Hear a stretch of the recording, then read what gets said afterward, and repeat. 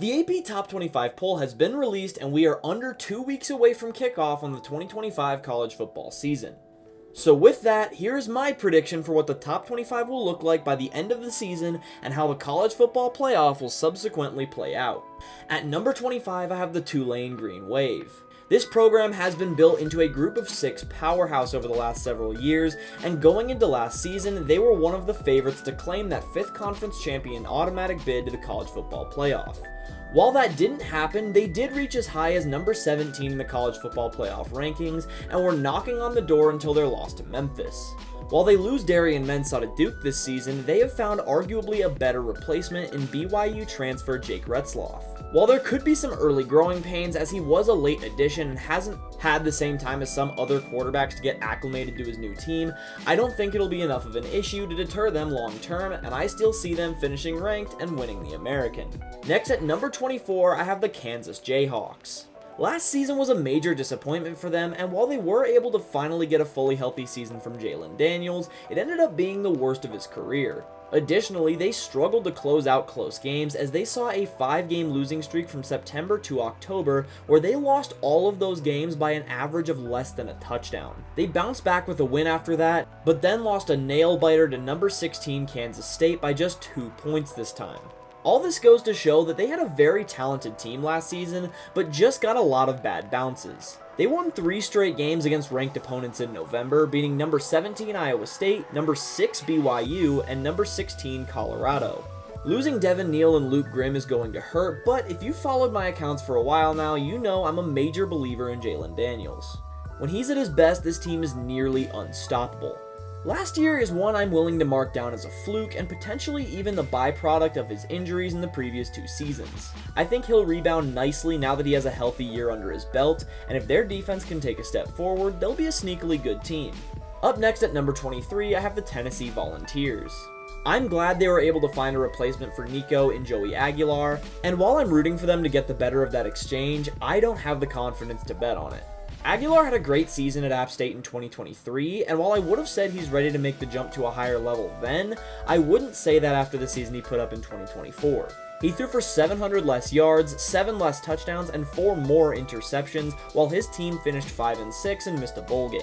I worry about his adjustment to the level of play in the SEC, and the loss of offensive weapons the likes of Dylan Sampson and Dante Thornton doesn't help much at all. But with that said, their defense is still going to be top tier. They return the likes of Jermod McCoy, Arian Carter, Joshua Josephs, and Dominic Bailey, and I expect them to be among the best in the country. That unit will earn them this ranking, but unfortunately, I see their offense holding them back from climbing any higher. Next, I have the Vanderbilt Commodores at number 22. Diego Pavia and this offense are going to be even better this year, and the main question is if their defense can meet that standard. Well, they bring back the likes of Brian Longwell, Langston Patterson, Randon Fontenette, Martell Height, and Nick Rinaldi this season, and they also added Keanu Coate, Jalen Stone, and many more in the transfer portal. There's a clear culture building in Nashville, and Vandy is suddenly one of the most slept-on teams in the country. I expect them to defeat Tennessee this year along with several other upsets in the conference, and while they won't be in the SEC title picture by any means, they should finish ranked after a very nice season. At number 21, I have the Michigan Wolverines. Michigan is a very mixed bag coming into the year. On one hand, you like all the additions they made in the portal and the caliber of players they brought in on the recruiting trail, but at the same time, you have to wonder if the amount of turnover will prove problematic and if this season will resemble Sharon Moore's first year at all. As far as the quarterback battle is concerned, I think the best idea is to move forward with Mikey Keene as the starter. He's a seasoned veteran and the most ready to adjust to that level of play in my opinion. Additionally, you don't want to stunt the growth of Bryce Underwood, and a bad freshman season due to lack of experience is a fast track way to do that. So while I think Keene gives them the best chance to win, there's definitely a ceiling that comes with him as well. I definitely see them getting the production they'd like out of their new additions, and that being what lands them a ranking at the end of the season, but I think the inevitable growing pains will prevent them from climbing any further. Next up at number 20, I have the Arizona State Sun Devils. Their 2 biggest returning players this season are quarterback Sam Leavitt and star wideout Jordan Tyson. Those 2 are going to run this offense efficiently, and it'll likely be one of the best passing attacks in the country. That said though, losing Cam Scadaboo is a major hit to this team, and I think it'll quickly be realized how much he meant to this offense, and their rushing attack will suffer as a whole. Additionally, they won't be the same team on defense this year, which could cost them a few games even with offensive success. So while I do see them having a good year and finishing ranked, I don't think they'll reach the heights most people expect them to. At number 19, I have the Arkansas Razorbacks. This is another one of the most slept on teams in the country in my opinion, and they were a walking upset alert last year. I think that'll be the case once again this season, at least through the first few weeks that is. It'll become clear that they're truly a good team after just a few major wins. Talon Green is going to lead one of the best offenses in the SEC, and although their defense will have some question marks, especially after losing Landon Jackson, I think defensive coordinator Travis Williams will be able to find some more consistency this season. That was their real issue on defense last year, as they'd have games against the likes of Tennessee or Texas where they'd put on a pretty good defensive performance before turning around and giving up 60 to Ole Miss. Finding a way to get to that consistent point will be the biggest key to a successful season, and if they can accomplish that, their offense can win them some big games from there. So with that said, don't sleep on the Razorbacks in 2025. Next at number 18, I have the UNLV Rebels. UNLV is thinking playoffs or bust this season, and they used this offseason to transform themselves into one of the best group of 6 teams in the country. They added a number of major transfers who were once some of the most highly rated prospects in the country. Guys the likes of Denver Harris, Justin Flo, and Alex Orji are some examples, and while they haven't found the right fit in their first few stops around college football, they now have a team that believes in them and has tons of talent surrounding them. The Rebels are built to win the Mountain West, and I expect them to do so and claim the final conference champion spot in the college football playoff. At number 17, I have the South Carolina Gamecocks. This team showed some incredible promise at the end of last season, and despite entering the season projected to finish near the bottom of the SEC, they ended up 15th in the country in the final college football playoff rankings after a win over rival Clemson in Death Valley. Lenore Sellers is the major story of this team, and some are even projecting him to win the Heisman or at least be a finalist. While I don't think he'll quite live up to that hype, I am excited to see how this offense functions around him, as it can be one of the most dynamic in the entire country. Their defense is what I still question, and I'm still looking for them to prove themselves in big games consistently, and it'll also be key to see how they fill the voids left by the likes of Nicky Manwari and Kyle Kennard. If they can answer those questions, however, this could definitely be a playoff team come season's end. Next at number 16 is the Iowa State Cyclones. This offense led by Rocco Becht is going to be one of the best in the Big 12, even with the departures of Jalen Noel and Jaden Higgins.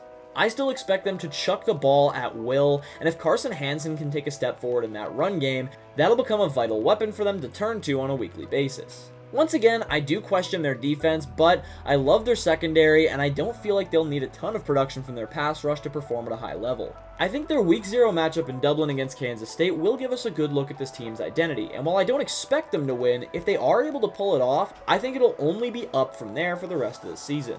Next at number 15 is the Indiana Hoosiers. This team will have to replace a bunch of exiting talent this year, but I think they've done a good job of doing that. The acquisition of Fernando Mendoza could prove to be a major benefit if they can get some consistency, and the return of Elijah Surratt will certainly help that. Additionally, they're once again gifted with an easy schedule in the Big Ten and their non-conference games. Curt Cignetti has established a mantra of defeating the teams that you should, or in other words, consistency. That's extremely hard to come by in modern college football, and all the best teams benefit from it. If he can keep that up, they should have no issue reaching a similar record to last year. But with that said, replacing all the talent from last season is a little too tall of a task. Their defense is going to struggle a bit more, especially in limiting the run, and I think they'll lose maybe 1 or 2 more games in their conference schedule, and it'll keep them just outside the playoff picture. But then at number 14, I have the Illinois Fighting Illini. The Illini benefit from having a similar cupcake schedule to Indiana, but they have more depth to capitalize on it. Their defense is going to be stifling, as I expect their reputation for a lockdown secondary to remain true this season, while their offense gets back to a similar form to the early 2020s teams, with a major emphasis on the run game behind Aiden Lawfrey. I expect Luke Altmaier to have another good year as well, despite losing Pat Bryant, as their offensive scheme has proven to set him up for success regardless of personnel. That all said though, I do think they'll fall just outside the playoff picture due to that weak schedule, as there won't be much tolerance for losses on their record, and I don't think they have what it takes to make it out completely unscathed. So next up at number 13, I have the Miami Hurricanes. Replacing Cam Ward is obviously an impossible task, but they essentially did the next best thing by getting Carson Beck in the transfer portal. 24/7 Sports ranked him as the second best quarterback in the portal, and this offense is going to be back to a similar form from last year. Additionally, they return the likes of Wesley Bazanthi, Akeem Mesidor, and Cam Pruitt to their defense, and while I don't expect that unit to generate a ton of big plays, I think they'll get the job done well enough for the offense to have success as they put together a run to the ACC championship game. At number 12, and the last team out of the college football playoff, I have the Oklahoma Sooners. Landing John Mateer in the transfer portal was huge for this team, as their offense was stagnant at best last season. Regardless of how good of a defensive coach Brett Venables is, that team can't function unless they have some form of offense. And that was seen in conference play last season, as during that stretch they only averaged 16.5 points while rotating between Jackson Arnold and Michael Hawkins Jr. at quarterback. That unit will now see substantial improvement with Mateer at the helm, and despite losing the likes of Danny Stutzman and Billy Bowman Jr. on defense, you can always count on Venables to assemble a great defensive unit. So while I do see them barely missing out on the playoffs, there will certainly be arguments that they should have made it by the end of the season. But our first playoff team will be the number 11 Florida Gators. While yes, they have a tough strength of schedule once again, they performed well last year despite an even tougher slate, winning a bowl game and finishing 8-5. They have a much easier non-conference schedule, and with a full season of DJ Lagway under center, I'm highly optimistic for this team. He'll lead that offense well, and with them returning the likes of Jordan Castell, Tyreek Sapp, George Gums Jr., and Bryce Thornton to their defense, they're undeniably one of the most talented teams in the country. The only real question is if they can survive that tough schedule. But with that said, it pales in comparison to what they faced last year, and judging by how they performed under those circumstances, I only see them taking steps forward in 2025. Next at number 10, I have the Kansas State Wildcats. They're my prediction to win the Big 12, and their offense is a major reason why. I predict Avery Johnson to take a major step forward and cut out a lot of the costly errors he was making last season. Additionally, Dylan Edwards is going to lead one of the best backfields in the country, and that is a luxury not many teams will be able to have this season with the level of running back turnover from the NFL draft.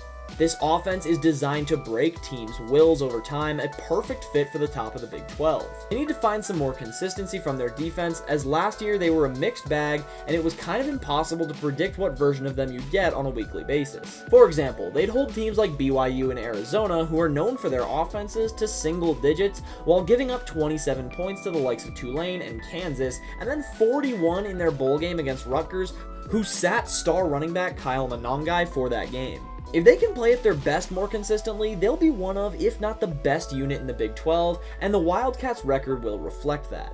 Up next at number 9, I have the LSU Tigers. This team has disappointed after slow starts for a few years now, but I expect this to finally be a season where they overcome that. Garrett Nussmeier is the second or third best quarterback in college football in my opinion, and with him at the helm, this offense is going to be really hard to stop. They're going to air the ball out at will, and I expect plenty of scoring from them.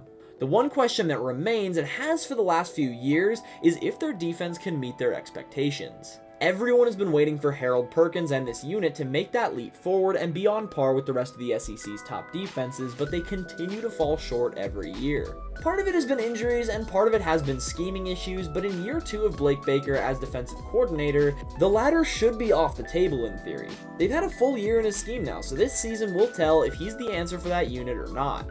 While I don't expect them to be elite by any means, I think they'll finally play up to standard, which will be plenty for Nussmeier and company to lead them on a path to the college football playoff. Next up at number 8, I have the Georgia Bulldogs. This team is sort of the inverse of LSU's situation, as they're a top team for sure, but it's on account of their defense. Their offense is a major question mark this season, and with Gunnar Stockton at the helm, the expectations aren't super high. He didn't look great in his limited action last season, and while they still found ways to win, it was clear they were a much better team with Carson Beck under center. Much like LSU again though, they only need the lesser of those two units to play up to a standard level, with the advantage they'll be given by the other. Their defense is going to be stifling once again, and while I don't expect their offense to exceed expectations by any means, just meeting them would be plenty for their defense to pick up the slack and guide them to a college football playoff berth. Next at number 7, I have the Oregon Ducks. I am a firm believer in Dante Moore, and with the quarterback factory the Ducks have become under Dan Lanning, I think he'll adjust to the starting role well. I don't think it'll take long either, as their strength of schedule through the first 3 weeks is pretty light, so he'll have some confidence building games before they start playing the top Big Ten teams. But even if they struggle against the likes of Penn State and Indiana, they don't play many more difficult games in their schedule, so recovering from that loss or two should be easy enough for them. I trust Lanning to run out another great defense led by future first-rounder Mateo Uiagalelei, and with Moore and Noah Whittington leading this offense, this is one of the most complete teams in college football. Their experience is the only real question mark for me, but don't be surprised if they wind up higher than 7th by season's end. Next at number 6, I have the Notre Dame Fighting Irish. This team also has the experience questions, but they have one X factor to overcome that. That X factor is running back Jeremiah Love. That dude may be the best player in college football at any position, and while the season Ashton Jeanty put up last year likely won't be matched anytime soon, I think Love has the best chances we'll find. I expect him to put this team on his back, and very similarly to how Jeanty did for the Broncos, he'll do it regardless of other areas the team might struggle. But that's not to rag on the rest of his team at all. Their defense is going to be formidable, and I am pretty firm on my belief that both CJ Carr and Kenny Minchey can be good quarterbacks this season. While I could see some early growing pains for either one in this offense, I don't think it'll be long before they adjust and look like seasoned vets under center. While their schedule is tough early, it gets much easier as the season goes along, so while a couple early losses wouldn't surprise me, I think they'll close out the season hot and storm their way to the college football playoff. Next at number 5, I have my projected runners-up in the SEC in the Alabama Crimson Tide. Similar to the Irish, this team has an offensive X factor to lean on in star wideout Ryan Williams. This dude burst onto the scene last year, and there was a good 2-month stretch where you couldn't open Twitter without hearing about how this kid was only 17 years old and better at football than you'd ever been in your entire life. The change at quarterback shouldn't limit his production, and I actually expect Ty Simpson to have a pretty good first year. Their defense, namely in the secondary, is going to be ridiculous once again, and while I don't see them taking the crown in the SEC title game, it'll be tough to pick against them in any other circumstance. Next at number 4 are my runners-up in the Big Ten, the Ohio State Buckeyes.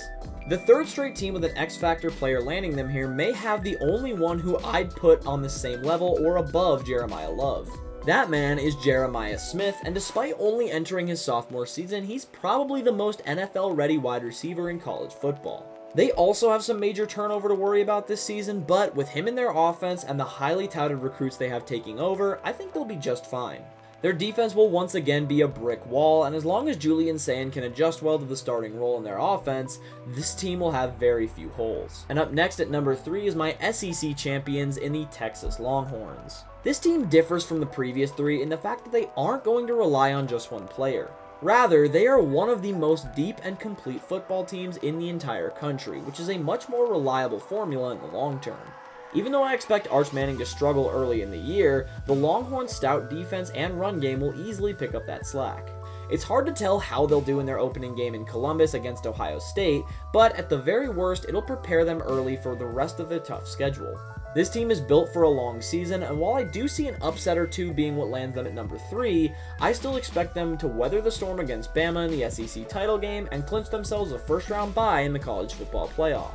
But then at number 2, it's my ACC champions, the Clemson Tigers. This cutoff is where we go from deep teams like Texas to truly some of the most complete teams we've seen in college football in a long time. Clemson has built this roster on account of loyalty and player development, and while there were some disappointing seasons along the way, they are back at full force. Cade Klubnik is my pick to win the Heisman this season, and with Peter Woods leading a ridiculous defense and Antonio Williams and Bryant Wesco emerging as top receivers, this team is going to be hard for any team to stop. That's especially the case in the ACC, which isn't a particularly strong conference. This is one of the 2 teams I could genuinely see going undefeated in 2025, so it's pretty surprising they've been slept on as much as they have leading up to week 1. But at number 1 is my Big Ten champion Penn State Nittany Lions. This team defines what a complete roster looks like. Bringing back what is essentially an NFL backfield, along with Drew Aller and an absolute unit of a defense, this team has as few holes as you really can in college football. On top of this, their schedule is super weak outside their games against Oregon, Ohio State, and Indiana. I think they'll win all those games, and the rest won't be particularly close. The only real question is what James Franklin can do with them come playoff time. So, speaking of the playoffs, here's the bracket laid out with each team in place. Quick rules reminder for how they seed the brackets now. Starting this season, they are no longer giving the top 4 conference champions a first round bye, and it'll now be the 4 highest ranked teams at large. However, they are still guaranteeing college football playoff berths to the top 5 conference champions, which is why UNLV makes the bracket. So let's start with that game. UNLV will be a great team for the group of 6 level, but when it comes to playing one of the SEC's best, it'll be clear there's levels to this. I expect Alabama's defense to smother Alex Orji and company, and this game will be a blowout when all is said and done, so give me Alabama advancing. Next is the number 9 LSU Tigers on the road in Athens against the number 8 Georgia Bulldogs. I think Georgia's defense will come to play in this game and give Garrett Nussmeier the toughest time he's had all season. If he can't get going, I think LSU will have a hard time getting back in this game, so give me Georgia moving on. Next is the number 11 Florida Gators taking on the number 6 Notre Dame Fighting Irish. I expect Jeremiah Love to have a great game, and this is where Florida's strength of schedule will play a major benefit. They'll be well conditioned to take on elite teams by this point in the season, while Notre Dame will have been playing unranked ACC opponents for a number of weeks. I expect this game to be close, but give me Florida moving on in an upset. For the final matchup in the first round, it's the number 7 Oregon Ducks taking on the number 10 Kansas State Wildcats. Oregon is a complete team as I mentioned earlier, but their experience is something I worry about.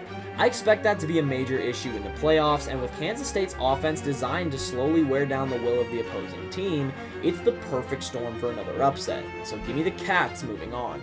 Next, we start the quarterfinals with the Ohio State Buckeyes taking on the Alabama Crimson Tide.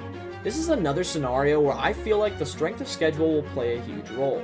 OSU will be fresh off a loss to Penn State in the Big Ten title game and potentially one to Michigan if trends continue the way they have. Alabama, while also coming in off a loss, will likely have more ranked opponents under their belt and be conditioned for this very moment. I think this will be an offensive shootout, but give me Alabama sneaking by. Next is Georgia facing Penn State, and this game is one I could see turning on its head. Personally, I don't trust James Franklin in the playoffs, especially coming out of a bye week which will knock them out of their routine. Honestly, I think Georgia could turn this game into a blowout, and I see them winning and heading to the college football playoff semifinals. Next is the Florida Gators and Texas Longhorns. I think Texas will fall victim to the bye week curse as well, and they don't have the experience or depth necessary to overcome it. Seriously, it is not the advantage teams think it is. It throws off the routine these teams have had since August. And at this point in a long season, all it does to teams is make them disengage just enough to where they fall short against another one of the best teams in the country. Florida will be rolling by this point, and on the back of a great game from DJ Lagway and mistakes from the Longhorns, give me the Gators on a Cinderella run to the college football playoff semifinals. To close out the quarterfinals, it's the Clemson Tigers facing the Kansas State Wildcats. This could be one of the best games in the playoffs, and I see it being high scoring and potentially taking overtime.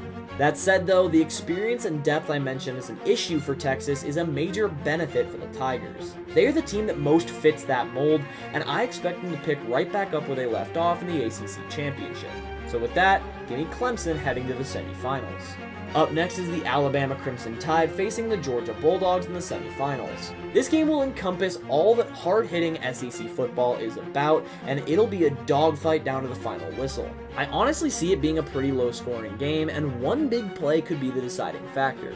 Well, lucky for Alabama, they have a walking big play in the form of Ryan Williams, and if he can generate just one for them, I'll take the Tide on their way to the national championship. Then it'll be Florida versus Clemson in the semifinal, and this game will also be where Clemson's depth and experience give them the edge. I think their pass rush will rattle Lagway and set up a Heisman-winning Cade Klubnik to pick apart the defense and send this team to the national title.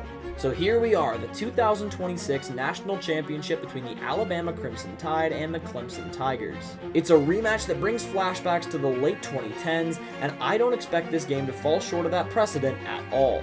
This will be Clemson's toughest test of the year, but it'll also be at the time where they are at their best. They'll be firing on all cylinders, and while the sheer talent of Alabama will take this game down to the wire, I gotta take Clemson as my 2026 national champions. Thank you all for watching. I hope you enjoyed. If you did, make sure to hit that subscribe button to help the channel and leave a like on this video. What did you disagree with on my rankings? What would you change? Let me know down in the comments, but other than that, take care.